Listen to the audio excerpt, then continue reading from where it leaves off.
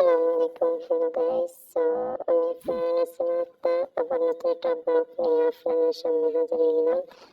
আমার সকালকে ঘুম থেকে ওঠা মানে আমি খেতে খেতে নাস্তা করি, ঘুম থেকে উঠে প্রথমে ফার্স্ট খেতে খেতে করি আপনার এখন আমি দেখার চেষ্টা করবো।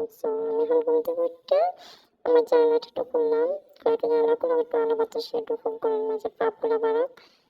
আমার প্রথমেই আমার ঘুম থেকে উঠে আমার বিছনাটা আগে আটাই লাগে, বিছনা না আটাইলে আমার কোনো কামই আর তো ওঠে না।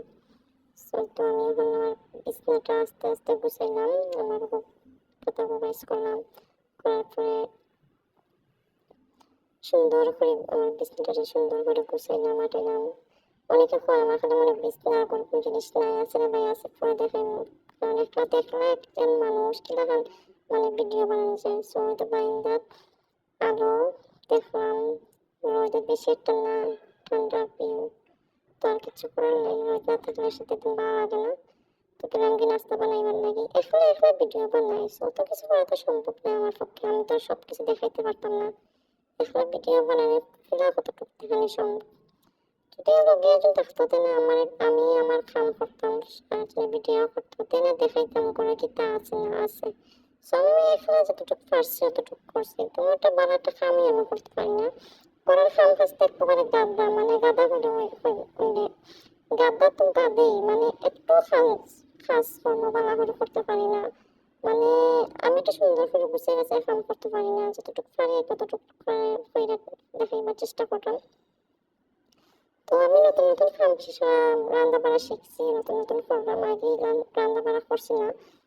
এখন আমার রেগুলার রান্না লাগে, কারণ কার কোন সময় দিন যায়, ভালো দিন যায়, খারাপ দিন যায়, পাওয়া যায় না। যখন আমার খারাপ দিন এখন আমার রান্না লাগে, আগে তো রান্না লাগছে না, ছোট থেকে বড় হয়েছি আমার কোনো সময় রান্না লাগছে না। এখন একটু মানে রান্না লাগে, এখন নিজেটা নিজে হয়ে খাওয়া লাগে, এখন তো আর কেউ রান্না দেওয়ার মতো মানুষ নাই। তো আমি এখন 4-5 মাস থেকে নিজেটা নিজে রান্না খাই, আর কেউ রান্না দেওয়ার মতো মানুষ নাই। তো আমার এখন মাছ একটা নর্মাল ভাবে যে রান্নতেছে, তো আমি পানি দিয়ে ইয়ে দিয়ে ছোট বানাইছি। ঠিক হইতে গেলে এটা ডিম পোচ আর সকালকে বেলা দুধ খাই, দুধ তো এগুলো নাস্তা লিগে আমি এখন একটি হালকা দুধের মাঝে লবণ দিলাম, দিয়ে তো এইগুলো আমার নাস্তা।